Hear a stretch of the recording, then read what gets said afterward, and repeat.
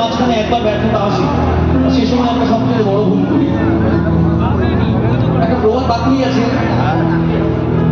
ছেড়ে দাও এক্সকে, সুযোগ দাও নেক্সট। এটা আনন্দজনক কিছু না। 99.9% মানুষ এই ডিসিশনটাই কি সব থেকে বড় ভুল করে। কারণ যখন একটা সম্পর্কে ব্রেকআপ হয় তখন সেই সম্পর্কটা 2 মাস, 3 মাস, 2 বছর, 3 বছর, 5 বছর, 10 বছর হতে পারে। কিন্তু যে সম্পর্কটা আমরা আবার খুঁজে এনে এই 10 বছরের ফিলিংসটা পাওয়ার চিন্তা করি, সেই সম্পর্কটা কিন্তু দুদিনের। সেই সম্পর্কটা হঠাৎ করে পাওয়া দুদিনের সম্পর্ক। স্বভাবত সেই সম্পর্কগুলো তোমায় বা আমাদেরকে বাঁচাতে আসে না।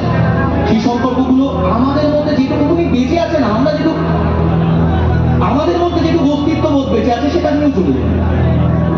আর অনেকটাই একটা এক্সাম্পল দিই, একটা মানুষ নদীতে পড়ে গেছে।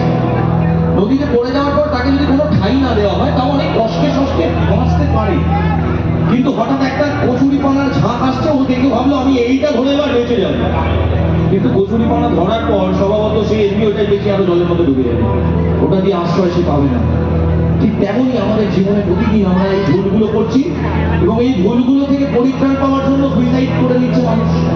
আর আমি তার বিরোধী হয়ে আমি নিজেকে বলেছিলাম, হায় রে বোকা